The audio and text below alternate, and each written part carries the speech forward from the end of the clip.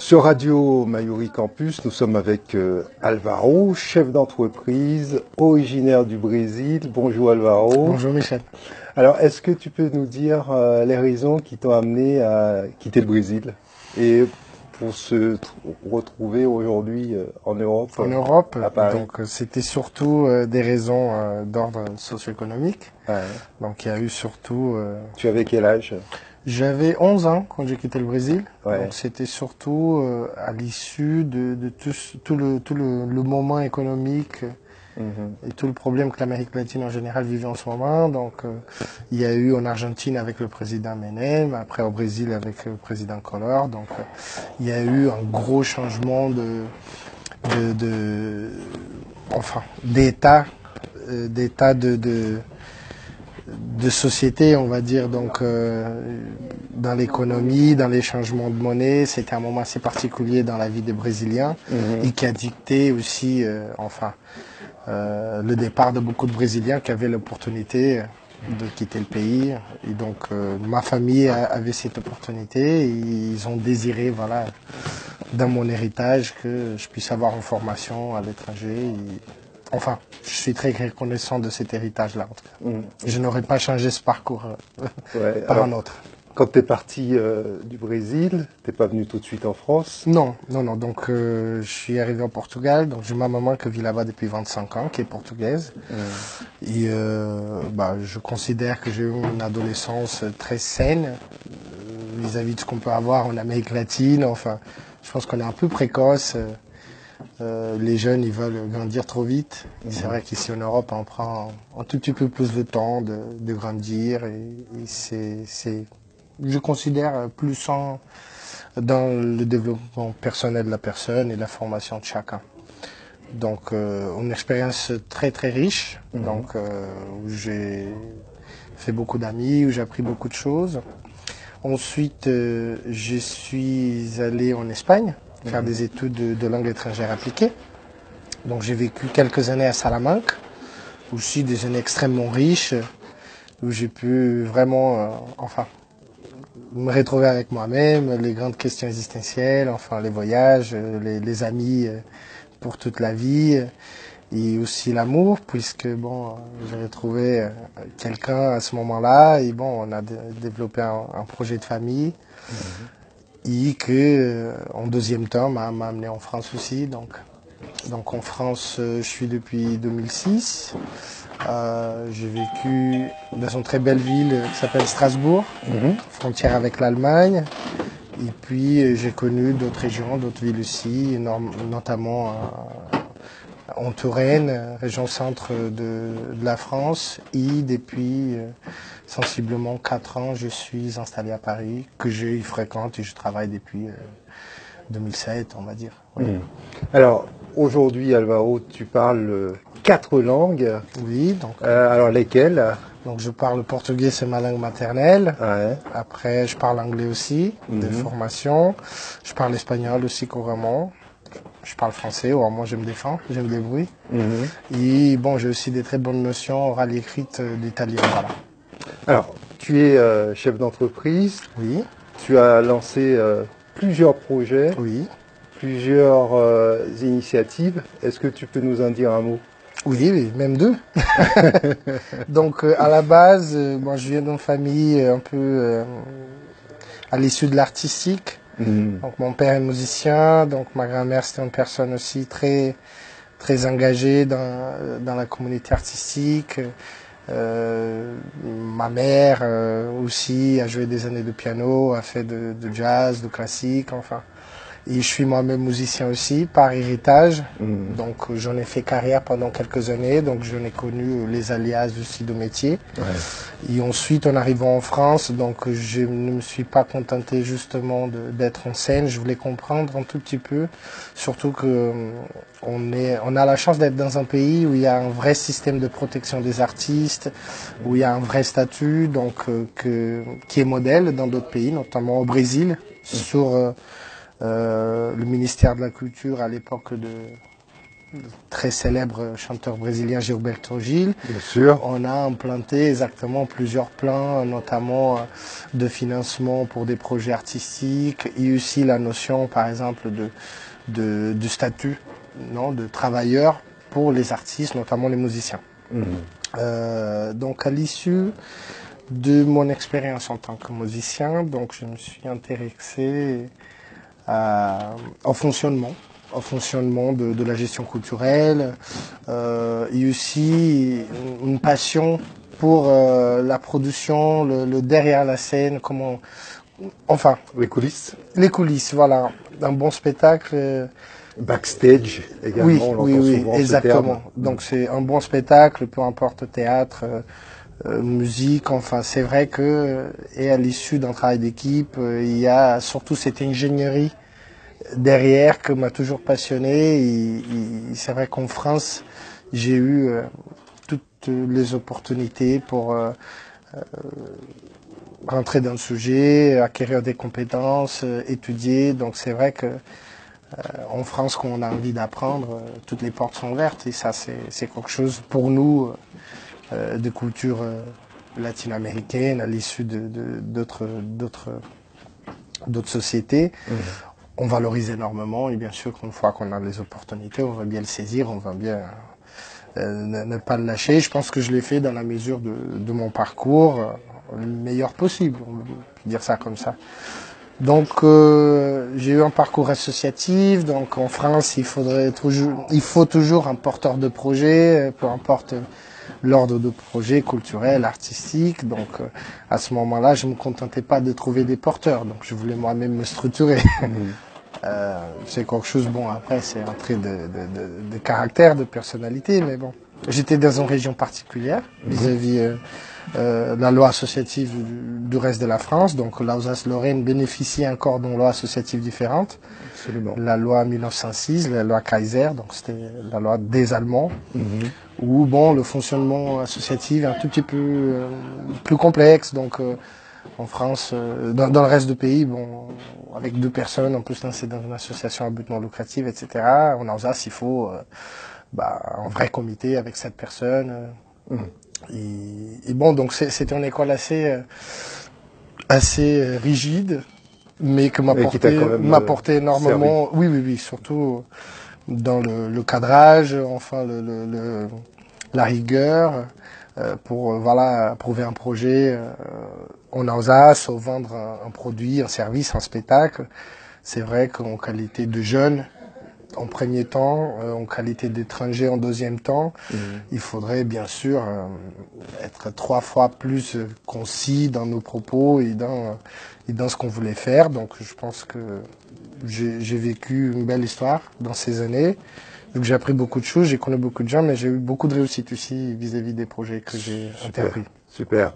Voilà. Alors, le Brésil est donc mitoyen à la Guyane. Nous avons une communauté brésilienne extrêmement dynamique, forte en Guyane. Alors, selon toi, comment pourrait-on utiliser cette proximité pour développer des liens encore plus forts entre ce pays qui compte 200 millions d'habitants et la Guyane qui n'en compte que 300 000, reliés aujourd'hui par un pont?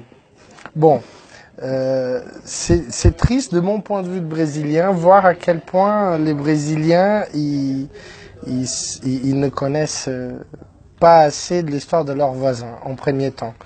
Après, issu de mon expérience en France, c'est vrai que j'en connais un peu plus de la Guyane, notamment, c'est un peu drôle, mais mon voisin d'en face, ici à Paris, est guyanais de Cayenne. D'accord. Mais ce que je retiens de la Guyane, c'est que c'est une population extrêmement jeune, Ouais, tout à fait. avec une puissance de potentiel énorme, enfin comme toute jeunesse en tout cas, et d'où on peut, enfin de cette richesse humaine, voilà, je pense que c'est une société aujourd'hui que peut beaucoup porter d'espoir sur cette génération.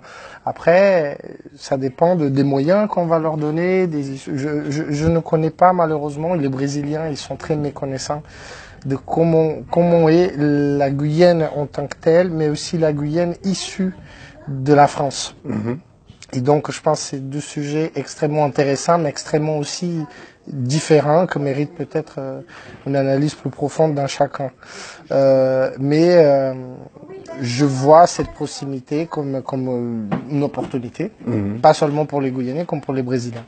Notamment dans l'échange de savoir, notamment dans l'échange de compétences, mais aussi dans l'échange de matière humaine. Donc voilà. Ouais, beaucoup de Guyanais ont peur de ce voisin qui voit comme un géant qui va les engloutir, qui vient exploiter leurs ressources de façon illégale, notamment leur paillage, aussi les ressources halieutiques, tout ce qui est les ressources marines, les poissons. Alors, en tant que jeune Brésilien, entrepreneur qui a fait des études en Europe, qu'est-ce que tu pourrais dire à cette frange de la population pour les rassurer? Géographiquement, c'est quand même un endroit délicat non, de notre géographie continentale. Autant pour les Brésiliens comme pour les Guyanais, dû exactement à la richesse de matières premières, mais aussi à l'exploitation et aux intérêts divers. Je pense que c'est un peu malheureusement ce que fait que la prospérité dans les deux côtés de la frontière, elle vis-à-vis des locaux, elle n'est pas vécue malheureusement comme elle pourrait. Et je pense que malheureusement nous sommes tous les deux un peu victimes de ces intérêts-là et de cette richesse, donc que joue un tour un peu de travers. Mais je pense que c'est important, surtout en contact avec Michel, je me rends compte vraiment de cette puissance de cette génération guyanaise et l'espoir que le peuple peut porter à cette génération. Et bien sûr que c'est quelque chose qui fera partie toujours des temps.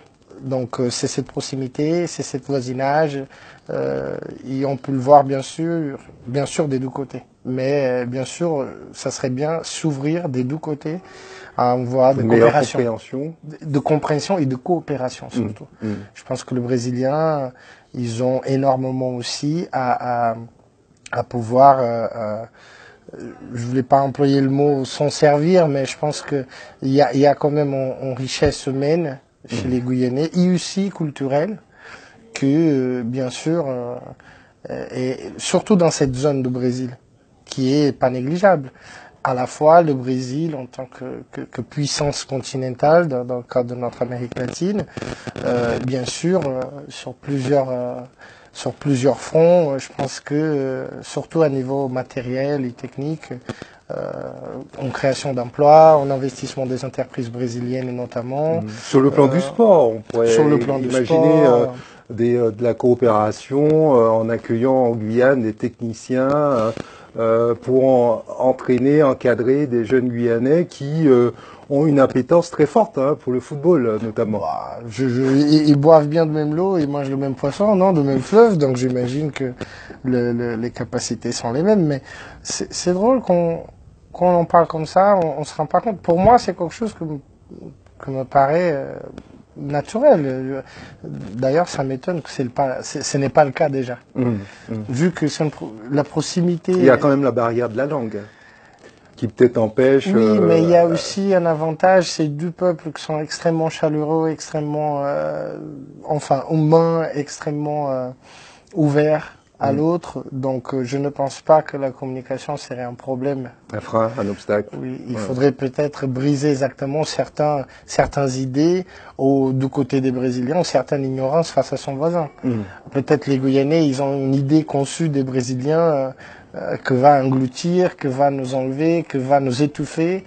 Et malheureusement, il y a un point de vérité là-dessus, mais ce n'est pas que. Il y a, je pense, vraiment beaucoup à apprendre de ce qui est potentiel y coopérer, vu que bon, c'est en situation continentale, les deux pays sur le plan de l'éducation, sur le plan de la sécurité, vivent énormément de problèmes et sûrement il y a des solutions qui ont été apportées soit d'un côté, soit de l'autre. Il y a quand même un savoir-faire à la française que les Guyanais, ils le portent, et qu'au Brésil, c'est très bien reçu, très bienvenu. Par contre, bon, on préfère le payer cher quand ça vient directement de Paris, que tout simplement le valoriser quand il est à côté et quand il est juste disponible par le biais de nos voisins. Voilà, c'est ce que j'allais dire également. Le fait d'être à côté, certes, d'être voisin, certes, mais de devoir également se référer à Paris, puisque la Guyane est un département français. Est-ce que cela ne ralentit pas, ne freine pas les velléités de développement de projets antillo-guyanais, brésiliens ou guyano-brésiliens? Ça freine. Surtout. Ça freine parce que les Brésiliens, comme je disais avant, ils ont, c'est dommage de dire le mot ignorance, mais ils n'ont pas vraiment idée de ce qui se passe en Guyane et surtout l'idée de cette gestion de la France en tant que, voilà, la Guyane en tant que département à l'autre bout de l'océan, ça crée automatiquement, pas une confusion, mais quelque chose que qu'au lieu d'attirer, ça fait que, enfin, pour plus qu'il y a cette proximité culturelle et géographique, il y a une distance énorme vis-à-vis de comment travailler ensemble, comment relier ces intérêts qui sont quand même communs, vu que les besoins ils sont communs. Oui. Et ça, je pense qu'on est d'accord. Oui, Alvaro, on en vient à parler de la coopération Nord-Sud. Tu as quitté le Brésil à 11 ans. Oui. Aujourd'hui, tu te retrouves en Europe, en France. Tu parles 4 langues. Alors, la question est de savoir comment tu peux mettre toutes ces compétences à disposition de ton pays d'origine, à savoir le Brésil et peut-être par ricochet la Guyane. Ça c'est une question qui tient à corps presque d'ordre existentiel, vu que j'ai des amis... Je serais même tenté de te demander qu'est-ce que tu fais encore en Europe. C'est drôle, la plupart des amis français de ma génération que j'ai, en grand nombre, ils ne vivent pas en France. Ils me posent la question, qu'est-ce que je fais là? Donc c'est des amis français gaulois de souche que vivent au Japon, en Indonésie, au Canada, au Mexique, au Brésil. Ils me disent, mais Alvaro... Et je dis, je fais la même chose que vous. Et après, c'est vrai que j'ai fait un petit bout de chemin, comme j'en disais. Après, j'ai fait des études plus poussées dans ce qui est la gestion d'entreprise dans le secteur privé, avec plusieurs modules. J'ai créé ma première société. Et, bon, j'ai ouvert sur d'autres marchés aussi. J'ai eu d'autres expériences aussi professionnelles dans le cadre de la gestion d'entreprise, l'administration, mais aussi surtout le commerce international, où j'en ai traduit des négociations assez intéressantes et importantes dans plusieurs cadres. Et bon, ça nous permet d'avoir une vision un peu plus ouverte en culture générale et en 360. En revenant sur la question que nous concerne, donc le Brésil et la Guyane. J'avais un ami journaliste quand j'ai vu en Espagne que me mettait à moi personnellement beaucoup contre les murs en train de dire ouais, le problème du Brésil c'est exactement des gens comme toi que portent en eux toutes les compétences et l'espoir et que au lieu de rentrer au pays et de le partager, vous êtes encore là. Mais bon, moi j'ai 34 ans mais je me sens encore jeune et encore avec un certain chemin à parcourir ici pour pouvoir vraiment apporter quelque chose là-bas. Et il faut aussi que là-bas, et je pense que Michel, dans son vécu personnel, il doit le savoir, il faut déjà qu'il soit ouvert à le recevoir, qu'il soit prêt à l'accepter, et à la fois que nous, on puisse aussi ne pas être limité dans ce partage. Je m'exprime et j'explique un peu mieux. Dans le cas du Brésil, le moment politique actuel et surtout la division de la société est extrêmement chaotique. À mon voir, je ne suis pas prise de parti ni partidaire vis-à-vis de la politique au Brésil, vu que c'est compliqué. Problème de corruption aussi qui gangrène au plus haut niveau de l'État. Et surtout un problème d'interprétation de ce qui est de l'ordre vraiment, enfin le sens même de la politique, le sens même de la démocratie. J'ai une théorie très personnelle qui est, enfin, des fois la démocratie, la politique, certains mots, ils n'ont pas la même interprétation en fonction du pays. Donc dictature, communisme, droite, gauche, il n'est pas pris de la même façon en Espagne, au Brésil, en France. Et c'est ça qui fait un peu confusion. Au Brésil, c'est difficile aujourd'hui d'intervenir, même que je suis extrêmement fier de ma génération. Parce que je vois, enfin, ceux qui sont issus de ma génération, ils arrivent énormément d'exploits. Je viens de São Paulo, c'est quand même une ville bouillonnante, 20 millions de personnes, un pôle économique où il y a vraiment une diversité énorme. Mais il y a aussi une génération très battante pour les droits civiques, les droits des jeunes, les droits basiques, les droits de l'homme, comme on le défend si bien ici en France. Et malheureusement, ce n'est pas quelque chose qui est partagé dans le monde, notamment dans nos réalités. La Guyane, enfin, je ne sais pas pouvoir en parler plus parce que c'est vrai qu'il y a cette ambiguïté de vivre en réalité sur le terrain qui est très proche à celle des Brésiliens, dans les besoins, dans les structurations, dans la richesse.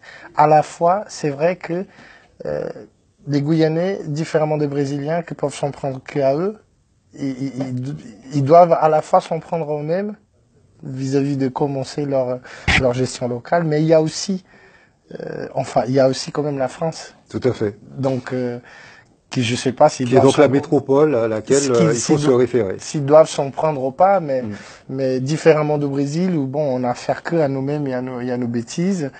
Dans les cas des Guyanais, je pense que à la fois c'est troublant parce que on ne sait pas vers qui se tourner ou tout simplement qui est le responsable ou pas. C'est juste inaccessible, trop loin. Ça va au-delà d'une affaire de politique, mais c'est une affaire sociale, enfin, où, à mon avis personnel, c'est le peuple, c'est le social qui doit lui-même trouver des solutions.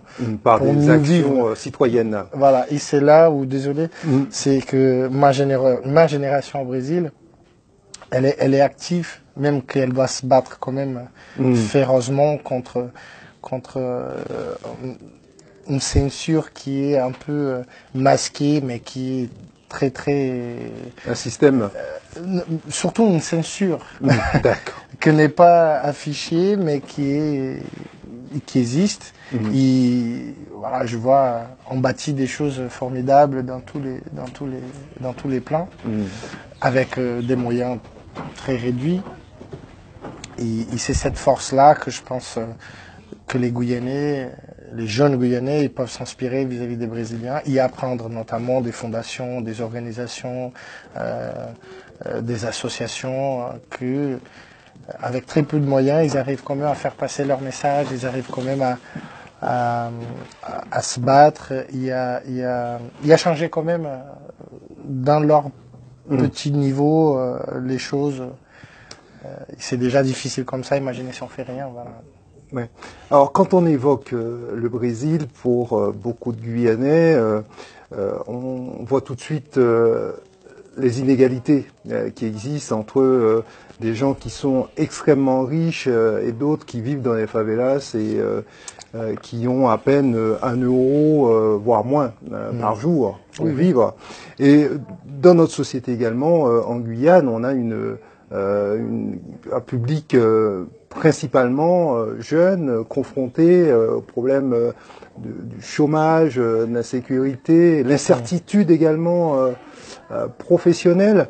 Alors, est-ce que de cette génération, on va dire que ça y est, on a échoué, il y a aucune solution possible pour inverser cette situation-là, où malgré tout, selon toi, Alvaro, qui est originaire du Brésil, on doit quand même rester optimiste et positif, malgré ce tableau qui est quand même plus que sombre pour beaucoup de jeunes. Bah, optimiste, c'est quelque chose qui fait partie un peu. Où il faut être réaliste, pragmatique. Bah, le Brésilien de base, culturellement, il est plus optimiste que réaliste. Après, de l'extérieur, la vision que les personnes elles ont du Brésil, c'est une vision de taille. Et c'est vrai qu'au Brésil, tout est grand. Donc du coup, les problèmes, ils sont grands. Ils sont visibles. Les solutions, elles existent. Elles y sont là, elles sont travaillées. Mais malheureusement... Il faut partir à l'étranger, il faut émigrer, il faut s'inspirer de ce qui se fait Il faut ailleurs. s'inspirer, mais c'est sur les terrains quand même qu'on va réussir à changer les choses.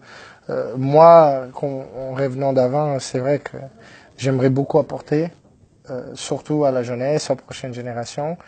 Mais le changement, selon toi, viendra des jeunes, de cette nouvelle génération. Toujours. La solution, elle existe.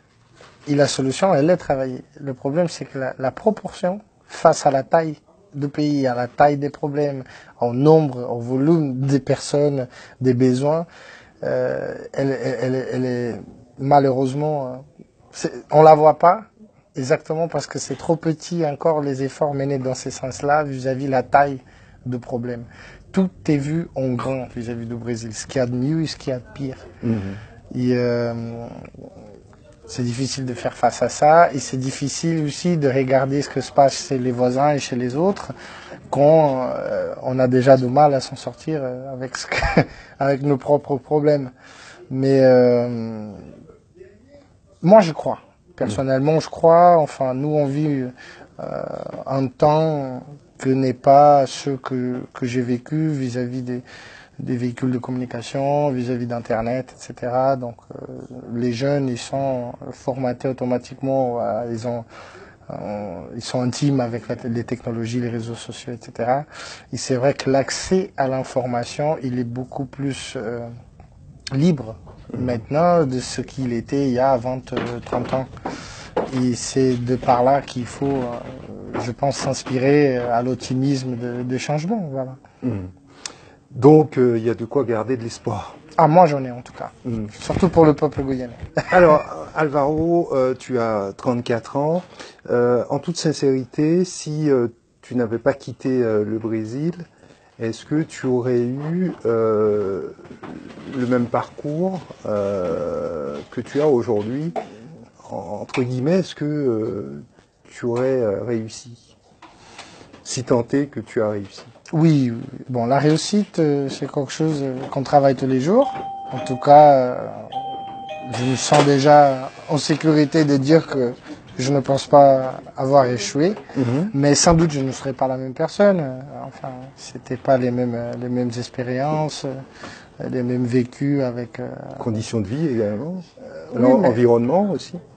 Environnement, mais surtout les échanges, voilà, les échanges riches que j'ai pu avoir au long de ma courte vie. Ce qui se passe au niveau du Brésil, c'est que voilà, les jeunes ils sont assez fermés en eux, dans ce qui se passe chez eux. Et on a une ouverture très filtrée de monde extérieur et bon, heureusement, moi, je n'ai pas eu ces conditionnements. Donc, j'ai eu l'opportunité de le vivre, de vraiment être face à des personnes d'autres horizons, d'autres cultures, d'autres endroits. Donc, c'est surtout ça qui aurait été différent, sans aucun doute. Alors, pour clore cet entretien, est-ce que tu pourrais adresser un message en portugais à la communauté brésilienne de Guyane et aussi aux Brésiliens qui vont regarder cette vidéo, un message que tu adresserais particulièrement à la jeunesse, un message d'espoir peut-être. En português? Ouais. Ok. Olha, para os jovens brasileiros que estão ou são residentes hoje, né, na Guiana, estudantes ou trabalhadores, eu acho que em primeiro lugar já é prova de muita coragem, né, poder empreender exatamente imigrar, ir para um outro país, uma cultura diferente, uma língua diferente, por mais que no caso da Guiana seja um vizinho. E é um país, do nosso ponto de vista aqui da França, com potencial tremendo. E eu acho, né, eu gostaria, antes de mais nada, de parabenizar a coragem, né? A coragem do brasileiro que vai para a Guiana e, antes de mais nada, é embaixador da nossa cultura brasileira, mas ao mesmo tempo traz a sua riqueza pessoal, a sua riqueza de conhecimento para o desenvolvimento da Guiana. E para os brasileiros que estão na Guiana, para os guianeses que estão no Brasil, igualmente, eu espero que eles tenham as mesmas oportunidades, né, de trabalho, de evolução, de competência. E eu desejo, do fundo do coração, que exista uma proximidade maior, né, porque nós somos vizinhos, nós somos irmãos e no caso do brasileiro a gente sabe a que ponto a gente desconhece a riqueza dos nossos vizinhos e a que ponto a gente pode aprender e crescer juntos. Merci Alvaro d'avoir accordé cet entretien à Radio Mayuri Campus.